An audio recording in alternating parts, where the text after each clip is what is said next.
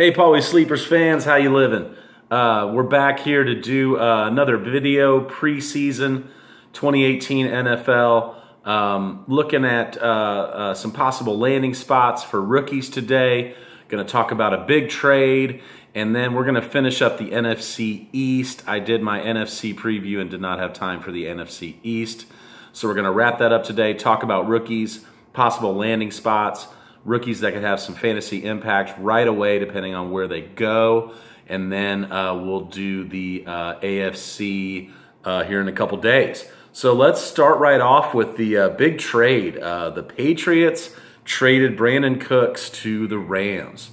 We were already talking about the Rams and the big moves they've made, picking up Sue, Talib, Marcus Peters in the defense. They definitely want to be more fierce on the defense, and their offense now, Brandon Cooks replaces Sammy Watkins.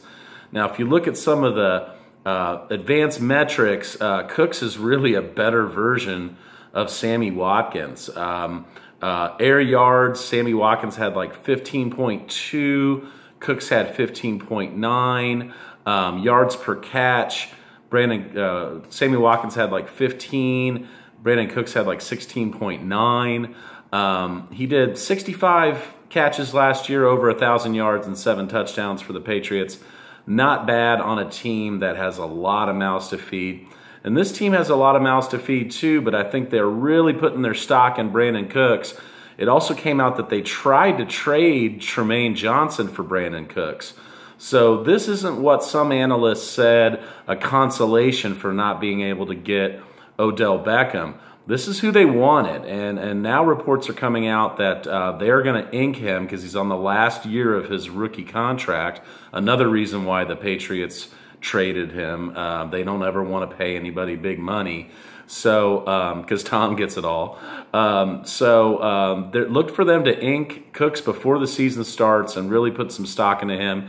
This really affects the fantasy outlook there for Robert Woods and Cooper Kupp. I still like those guys. I think they're going to be cheaper now that Brandon Cooks is in town, and still great values. But all these guys, Goff, Gurley, Cooks, Woods, and Kupp, have great fantasy value next year, and this is definitely a team to watch.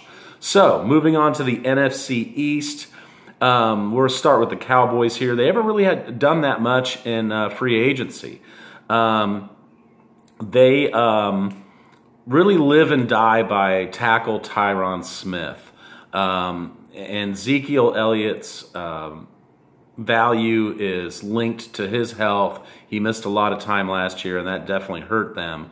I'd say that Zeke is still maybe a number 5 overall pick next year. I mean, for me in a PPR format, that's what hurts, is that he doesn't catch passes. I know he still has high production, but I'm thinking this team might regress a little bit next year. I'm not down on Zeke. I mean, he's amazing. I'm just going to take, those other guys, David Johnson, Gurley, Le'Veon Bell, maybe even Alvin Kamara, all ahead of him in the rankings. So they picked up Allen Hurns. He got paid 2 years, $12 million. And that's good for them. Dez runs like 2 routes. So that could be a good fantasy relevance, although they didn't throw a lot last year. They re-signed Cameron Fleming as their tackle. As long as he's on the other side of Tyron Smith, they definitely have that running game going. Jason Witten is still there. And, he's a great play to pick up off the waiver wire, or if all the tight ends kind of pass you by, it's the end of your draft and you don't know who to pick. Jason Witten's always a good, place to start. You could drop him and pick him up later. I mean, he's, he can have really big games still. So that's what's going on with the Cowboys. Moving on to the Giants. This team does not excite me either. Warning with Odell Beckham, he's coming off that injury. He will not get traded, I don't think. He's saying he's going to sit out if he doesn't get paid. Now, a lot of players, threaten to do that, and then they end up playing, but he'll at least sit out camp if he doesn't get paid. So I don't think that's good for the chemistry between him and Eli. It's been a while since they played together, especially if he misses camp and keeps crying about his contract. I mean, I understand he should get paid. He's still getting paid, a minimum like $4 or $5 million. But go out there and produce and then get that big, max contract. I don't know. They got Cody Latimer from the Broncos. He's a former IU Hoosier, 6'2". There's opportunity there for him, especially if Odell doesn't play a lot. They picked up Jonathan Stewart from the Panthers. He's older, and I don't think that he's going to get probably a lot of opportunities, but he's still got something left in the tank. He's always split carries. He split carries last year with McCaffrey, and he split carries, in his first several years there. So Orleans Darkwa would be the guy that I think would get more touches than Jonathan Stewart, and look for these guys to definitely draft a running back. And they might draft a quarterback too. They've told Eli that, they might draft a quarterback this year. I think he understands what's going on there. The Eagles have made some nice moves. They picked up Mike Wallace as a deep threat to pair with Aguilar and Jeffrey. I really look for Aguilar to make the leap this year. He excelled in almost every single stat category over Alshon Jeffrey except for opportunities. Alshon Jeffrey had like 111 targets and Aguilar had like 83, but he beat him in every category. So somebody's going to see that and give him more options. And with the addition of Mike Wallace, he might get forgotten and really, really be a nice pick this year. I think he has a great chemistry with Carson Wentz.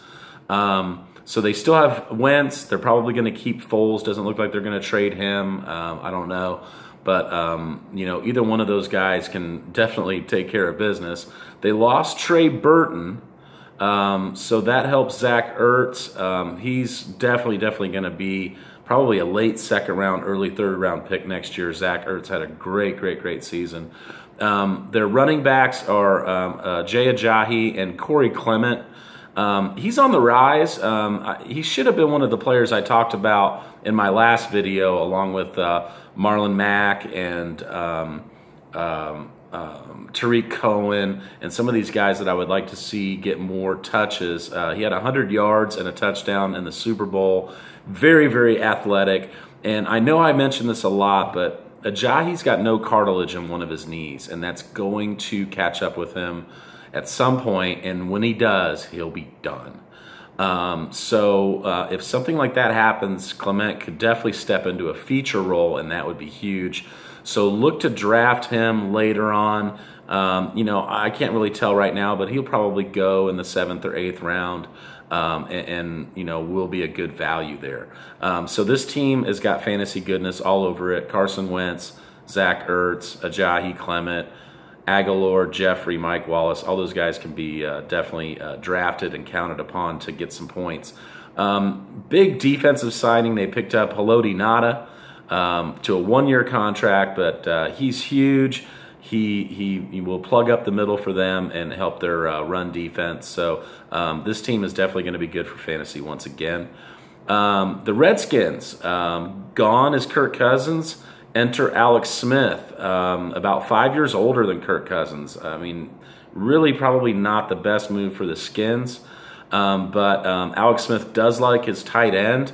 I'm going to look to draft Jordan Reed this year. He's never had a 100% healthy year, but if he does, he would be a top 3 tight end. And the way that the position was last year, most people ended up streaming tight ends or picking somebody up off the waiver wire. So why not draft him in the 7th or 8th round? Because if he stays healthy, he's going to be huge. Alex Smith does like throwing to his tight end. Remember Travis Kelce. To go along with Josh Doxson, they picked up Paul Richardson. They did lose Terrell Pryor. You know I love Paul Richardson, so we're going to look to see how he fits into that offense. And Josh Doxson is just a beast. I look for him to make the leap this year too. If they use Chris Thompson more, they just have to use Chris Thompson more. He is just an explosive, unbelievable, dynamic player, especially in a PPR format. These are the type of guys that I'm going to look to have on my team next year because, you know, they don't need 20 touches to make it happen. If this guy got a good 13, 14 touches a game, kind of like Kamara got last year, that would be huge for them. I really don't know who else they have going on at running back. I really don't. They got Pernell McPhee as an edge rusher, Orlando Scandrick from the Cowboys as a cornerback. I give those both C grades. I mean, I don't see them really doing anything major defensively here right now. And, you know, and going back to Jordan Reed, you know, if he does get hurt, you could just play Vernon Davis because he's, you know, an automatic if Jordan Reed is out. So that's my look at the NFC East. You know, right now this is just a quick snapshot of, you know, what teams have done in free agency and what direction they're going in heading into the draft. So the next thing I want to talk about is some of these rookies in the draft is coming up here in about 3 weeks, where I think they might land and what kind of fantasy relevance that they might have. At the quarterback position, there's going to be a lot of teams scrambling to get these quarterbacks. A lot of teams need a quarterback. Sam Darnold would be arguably the first one off the board. You know, but the Browns have said now that they might be going for Josh Rosen. And that's kind of leaked out. And Josh Rosen has kind of said that he doesn't want to play for the Browns, kind of like Eli did. So I don't know exactly what's going to happen there. I mean, I don't know if they're going to draft a guy that's kind of, you know, behind the scenes saying he doesn't want to play for them. So I think they'll probably go back to Sam Darnold. If not, I see him going to the Giants. So he might not play as much if he goes to the Giants. He might have some time to sit, kind of like Patrick Mahomes did last year. If he goes to the Browns, he will play, and he will be fantasy relevant, I think. The cons to him is he's got a long throwing motion and takes a little bit too long in the pocket. That's a bad combination. So I remember Jamarcus Russell just came back and just had too long of a throwing motion, and guys would strip the ball away. He's going to have to tighten that up, but that's what the offseason is for. The pros are he can throw a wide receiver open. So a guy that seemingly looks covered, he knows exactly where to place the ball to throw them open. He can hit a wide receiver in stride to get that wonderful yards after carry, that yak. And he can make the throw in crunch time. I think he's proven time and time again that he can make that special end-of-the-game throw that the team needs.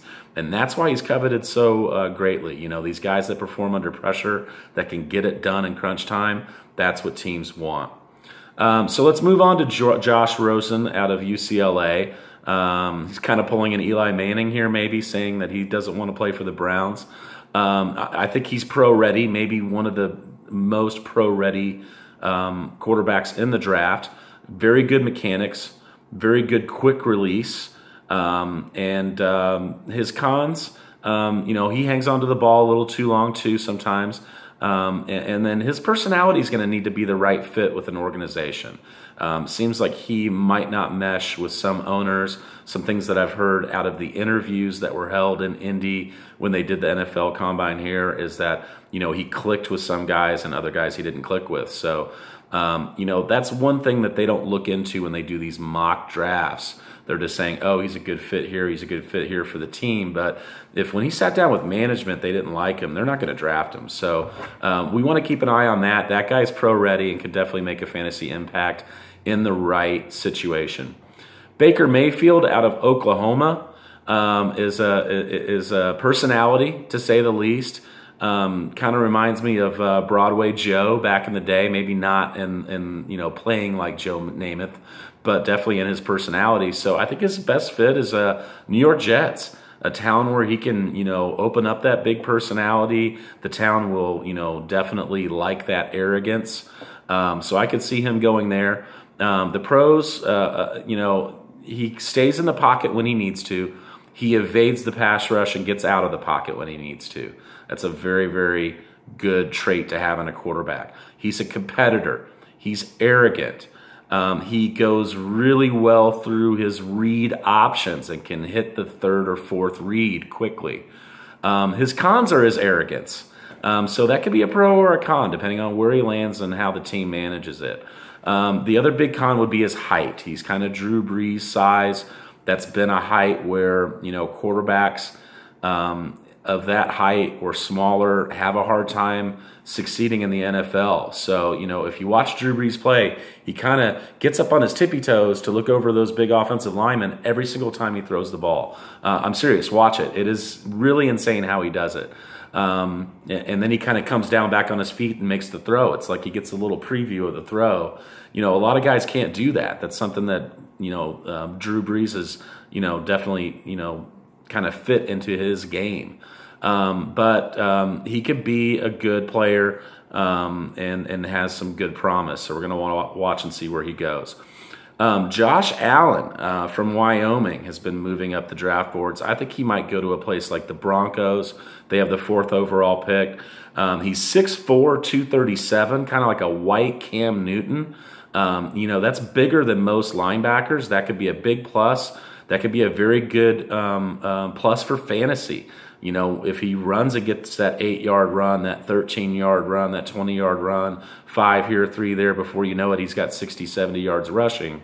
That's one of the reasons why Cam is such a good fantasy quarterback, and I think Josh Allen could do that too.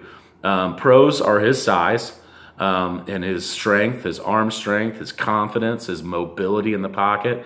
He makes a lot of throws that some of the pros, I'd say probably half the league right now, can't make. So he can be very good fantasy-wise, depending on where he goes.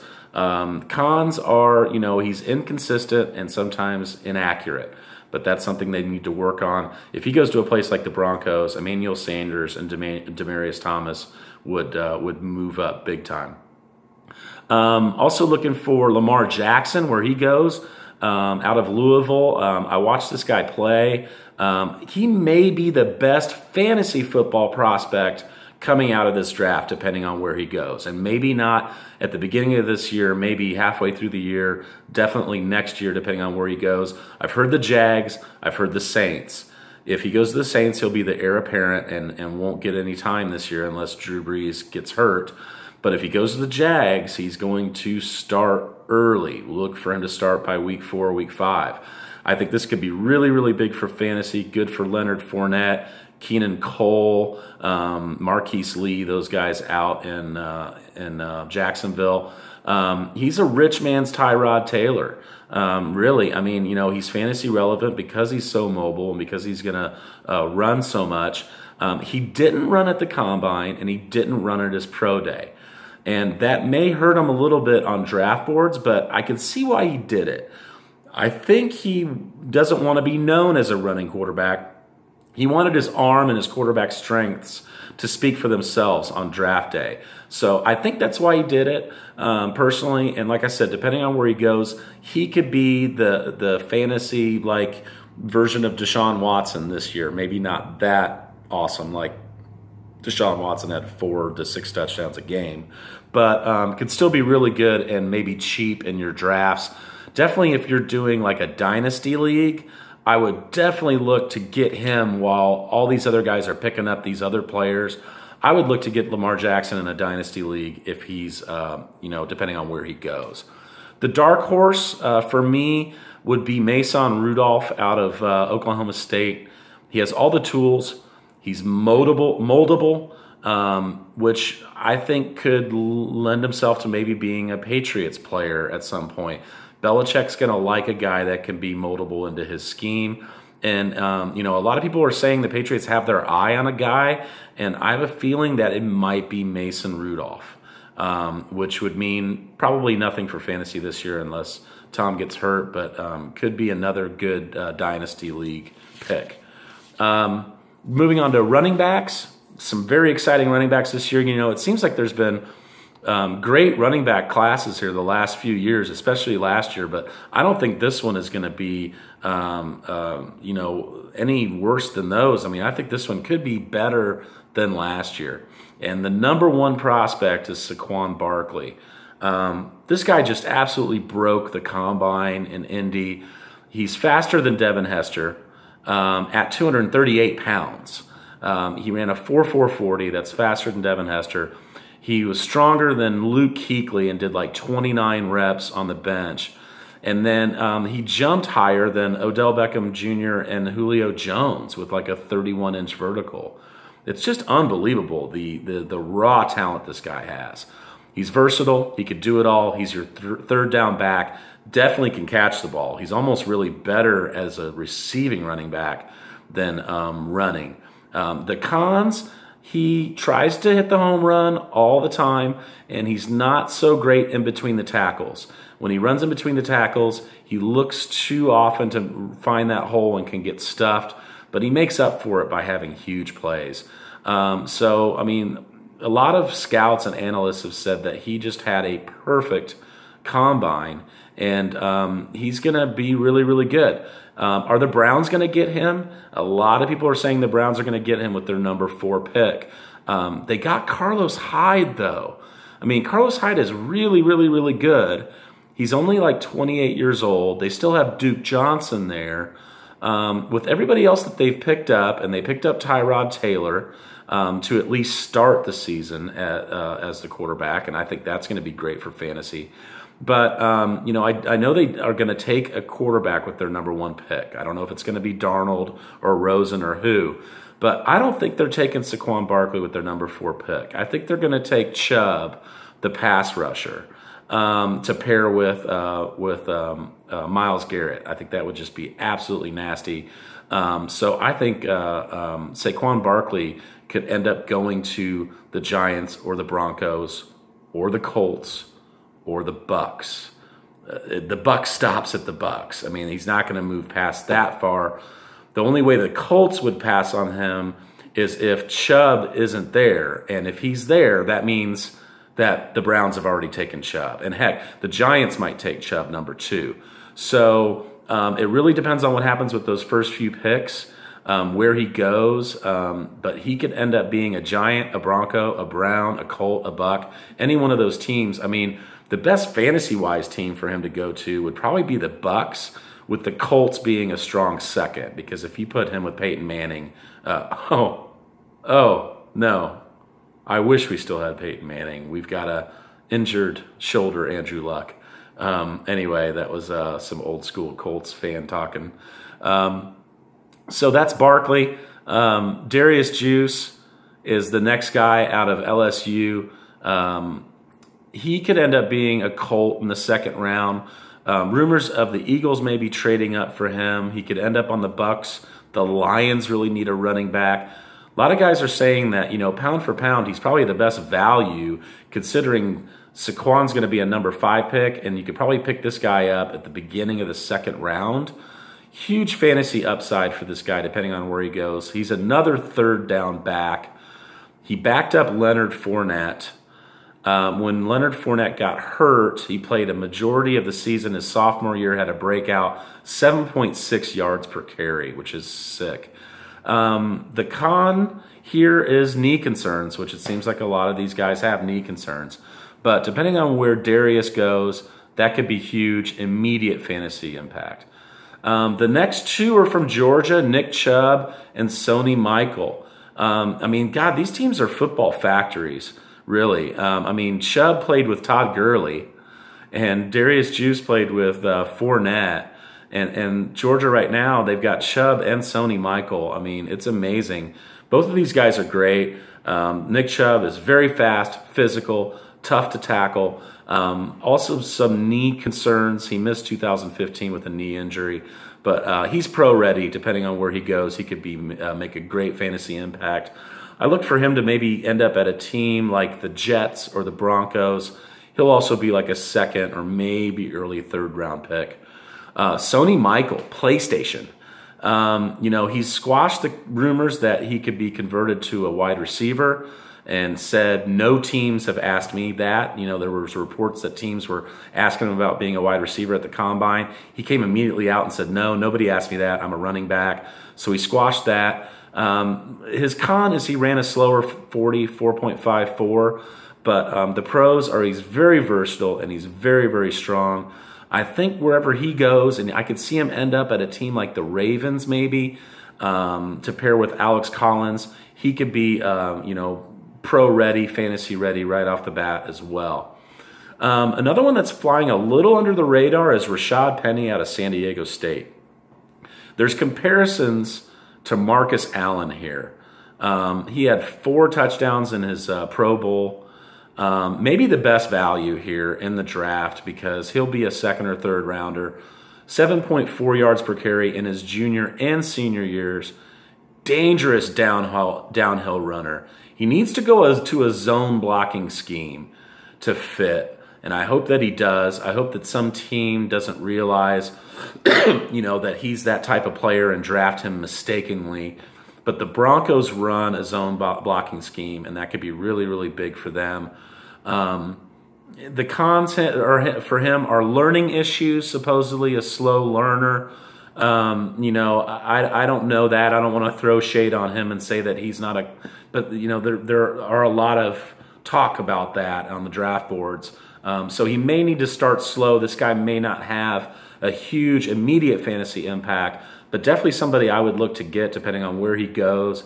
And again, dynasty. I mean, when you talk about all these rookies, this is dynasty league greatness right here. So Rashad Penny, definitely a dynasty league pickup. Dark horse is Kalen Ballage out of Arizona State. 6'2", 228 pounds, 4.4640, pretty good for a guy that size. Quick burst, downhill runner, definitely a 2-down back.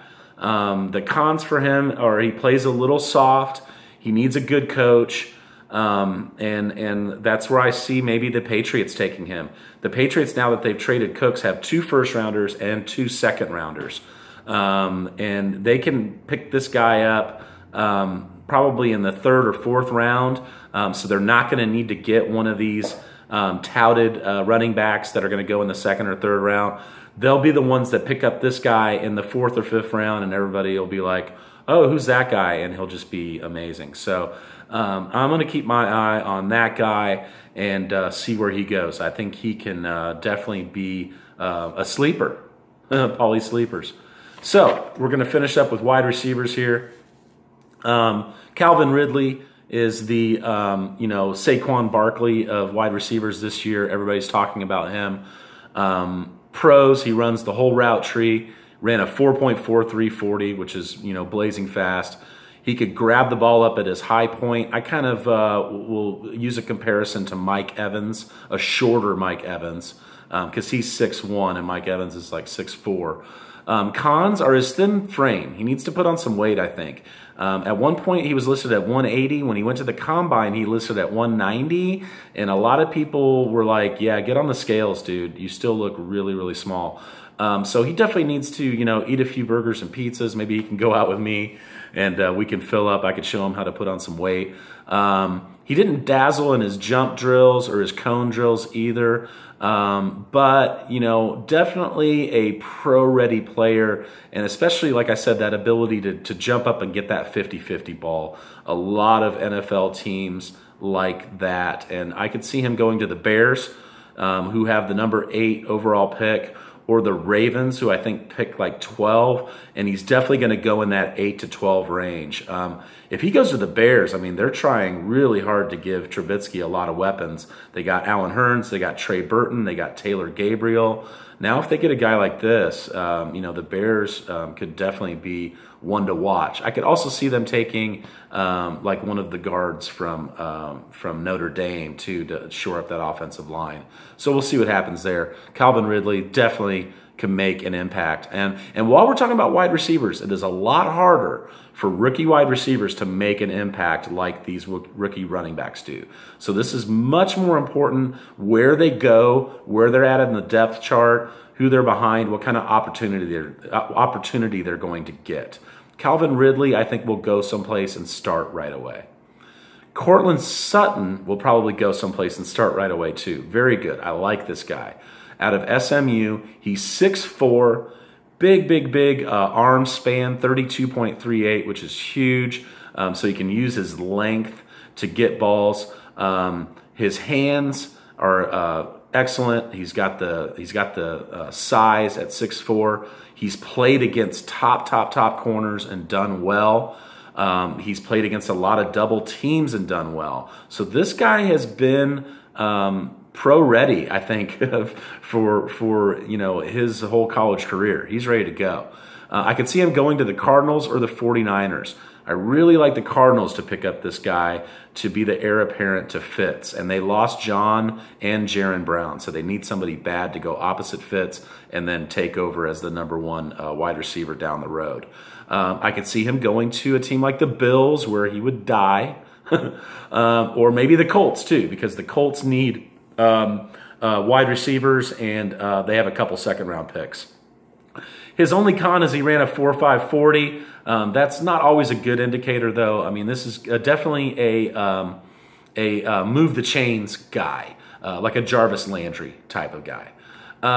So moving on to Equanimous St. Brown out of Notre Dame, 6'5", 4.48 speed.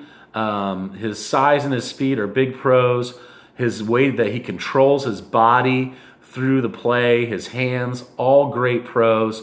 The cons, biggest con I would say is that the Notre Dame just had a lackluster passing attack, and that didn't do him any favors. You know, they've got all these linemen that are coming out in the draft. They had that big running game, so I don't know that he got enough, you know, opportunity to be pro ready. But if he gets in the right situation and goes to a good team, he could be fantasy relevant, you know, halfway through the season, towards the end of the season. I could see him going to a team like the Jets or the Colts, or maybe even like Miami to replace Jarvis Landry. DJ Chark from LSU, 6'2", 199, ran a blazing 4.34. Blazing speed and athleticism. He could really bring some excitement to the right team. He's going to go in the second round. He's moving up draft boards. I could see him going to a team like the Pats. I could see them picking him up. I could see them going to a team like Miami. That's it. I was going to talk about a couple more guys, but my video is done. Simi Cobbs from IU and DJ Moore from Maryland. We'll see you soon.